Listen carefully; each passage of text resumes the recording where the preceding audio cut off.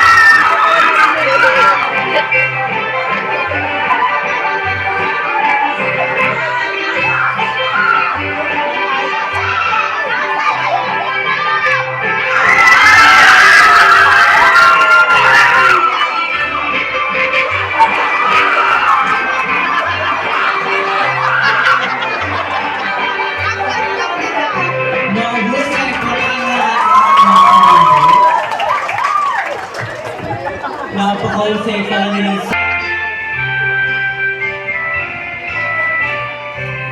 ating kupong siksik, Metuyang timpukan, ama na kaitin, kanyang lumibakan, sang pagkesinino, ingmigong akawan, niwalayahiti, ekong kamalayan, insukaling loko, susukoking banwa, Pikuros mong